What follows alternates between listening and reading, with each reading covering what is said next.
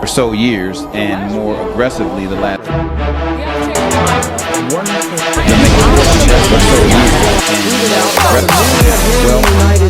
the reason. Greetings, folks. Welcome to the third episode of Deconstructing the Matrix. This is Steve Mack, your host, and this is the first episode where I have guest participation. I'm excited about it. Okay. So to my left is Mr. Rome DeVase. I'm going to let him just tell you a little bit about himself. Hey, it's a pleasure to be here on Deconstructing the Matrix with the good brother, Mr. Macadocious.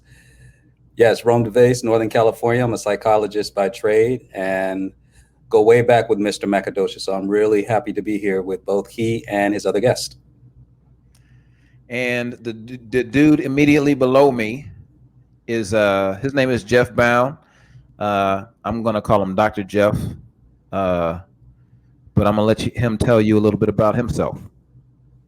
With us? Yeah, I'm with you. My name's Jeff. I'm for this purpose, I'm a small business owner in Southern California, and I think this will be an interesting discussion. Awesome.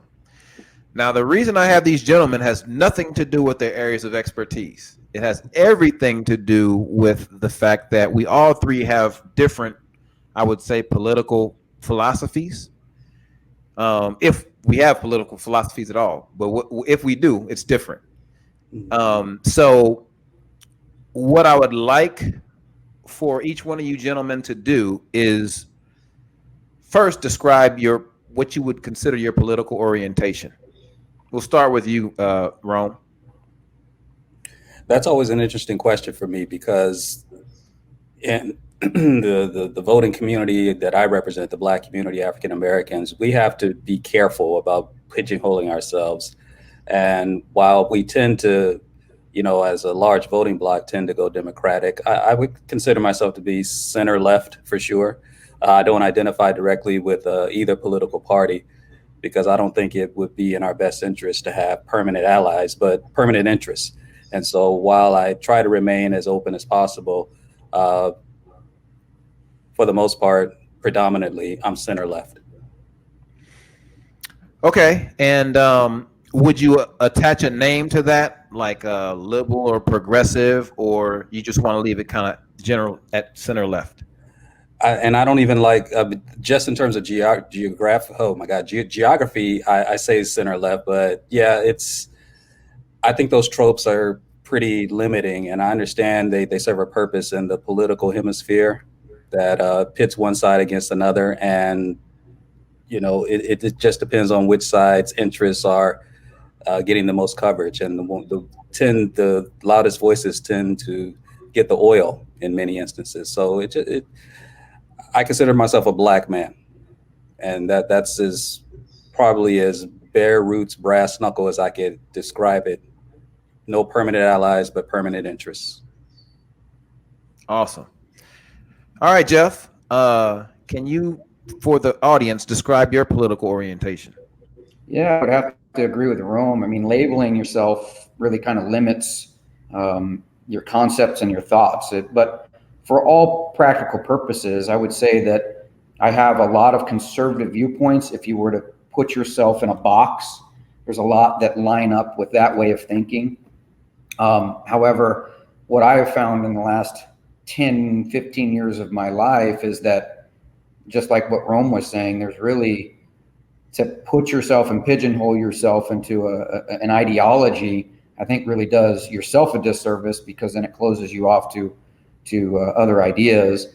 But certainly, if you were going to say, hey, what's your kind of political philosophy, if you will, a lot of my ideas or concepts do kind of favor that quote unquote conservative labeling. But I certainly wouldn't put myself as being labeled as any one thing. Okay, so for the sake of the discussion, I'm going to go ahead and explain a little bit about my political orientation so that we kind of understand where we are. My political orientation is that anybody who I'm more interested in the truth. So my political orientation is whatever needs to be done for the time. I think that people who call themselves or ride with the right philosophy are, for lack of a better term, the enemy of uh, intellectual discourse and making uh, effective decisions, as well as those who align themselves with the left and make decisions based on that alignment. I think that those two groups are the reason why we're in this political and social morass that we find ourselves in.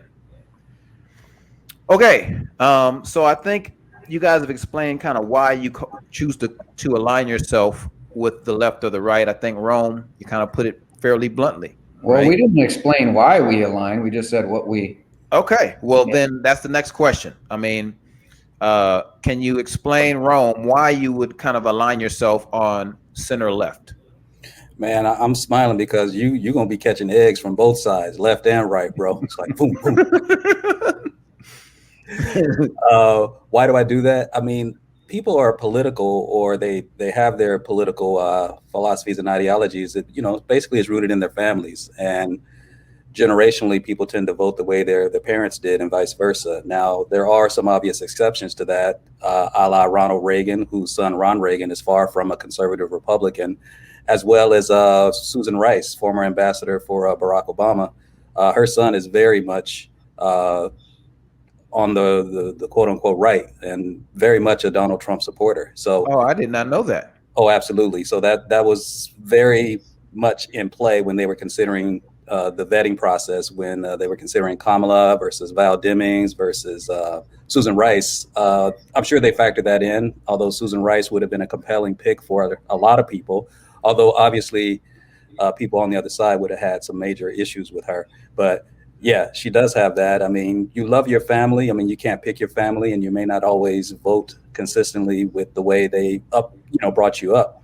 And a lot of that has to do with education and being exposed to different things once you leave the nest. And so I picked up a lot of that, to that point, after I became 18 and went to college and started becoming exposed to different things and having different speakers coming on campus.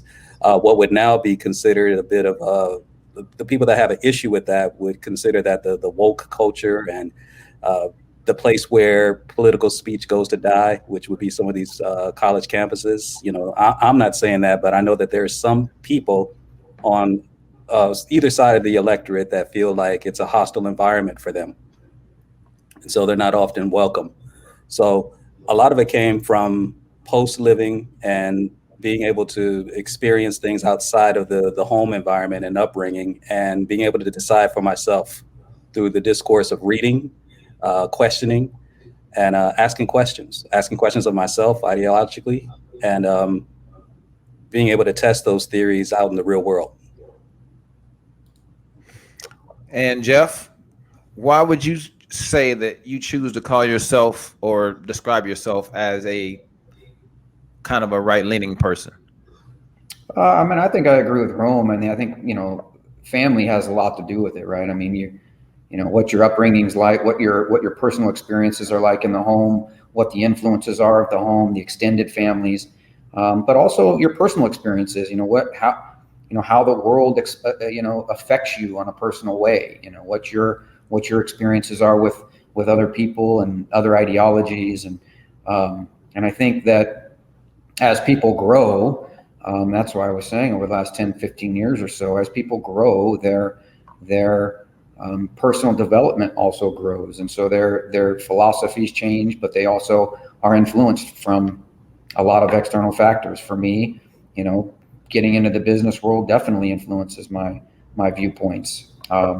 Having kids now, seeing what their exposures are, what things are being taught to them, things that what's happening in their minds certainly influences a way of thinking. So I think personal experiences and family upbringing is probably what I would say is what drives people to pick one side versus the other, which is unfortunate because it does close them off in the end.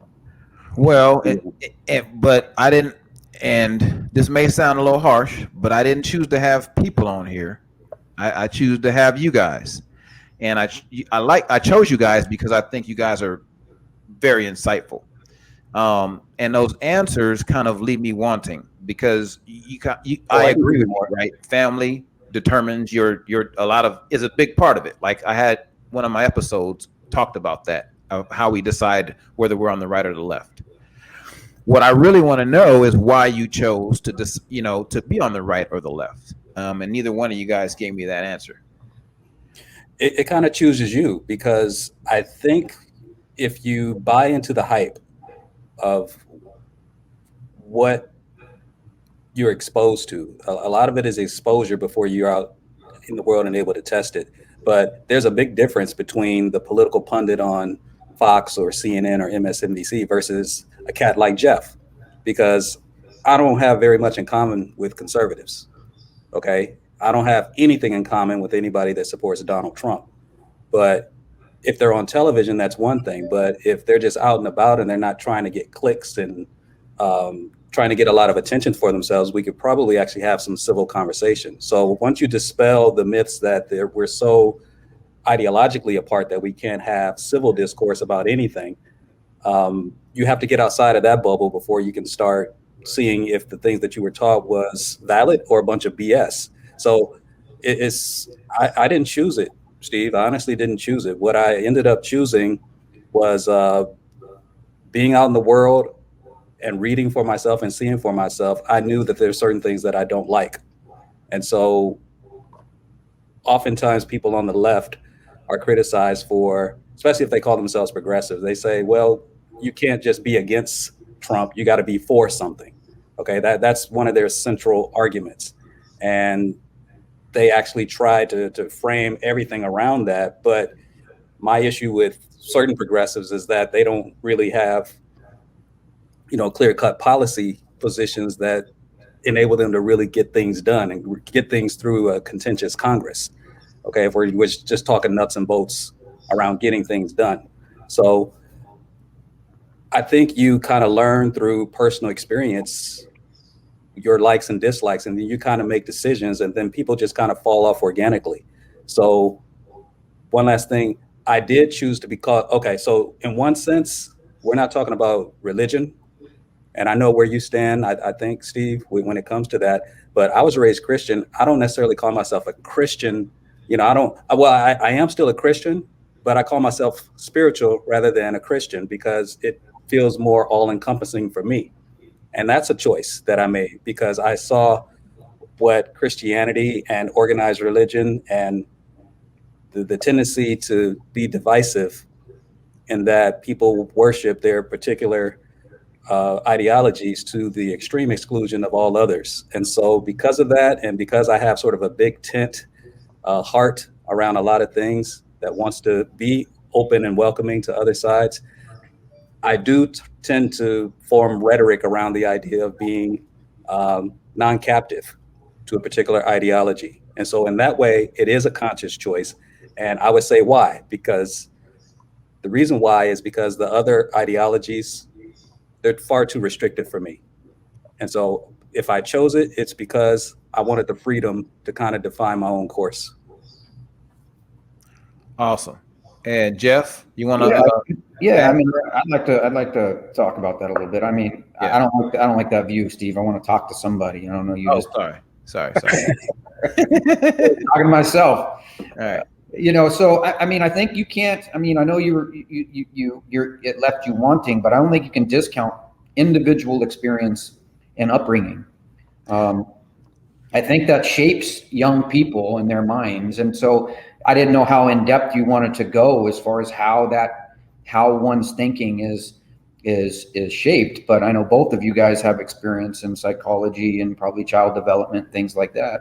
But for me, it was a very strong reality. We grew up very poor, and so for us, watching a single parent, single mother raising two kids, working till 10:30, 11 o'clock at night, latchkey kid experience, and it was, eat what you kill type of thing. that certainly plays a role in one's thinking as they grow. And then, watching family business struggle and have strife and go through bankruptcy and mortgaging your home triple times to pay payroll to save the business, like those things play a huge role on a worldview, a developing worldview. And I think that my worldview has expanded as I've aged, and I went through, higher level learning and meeting people and really getting to understand how people think and what drives them. And it's really helped my personal development. But to discount one's upbringing, I think that is short-sighted, because that drives people significantly. And I think that there's still remnants of that in my worldview today, although altered and has changed as I've become an adult. But there's definitely still remnants of that, and those memories of, being, poor, being struggling, being, not, having the water turned off, having the power turned off. Those things still drive me today, not only in my personal life, but also on the way I view the world as a whole, I think. Yeah, I think you misunderstood me. I think what I said, or what I meant to say, was that I agree that those are the most important factors in terms of determining one's political or religious orientation, is the family they came from, right? 100%. I wasn't discounting that. What I wanted a little bit more of is like what specifically made you guys choose to call yourselves conservative or liberal, and I think that you've touched on it, and we're going to touch on it more because we got some stuff to talk about. So let's move on. All right.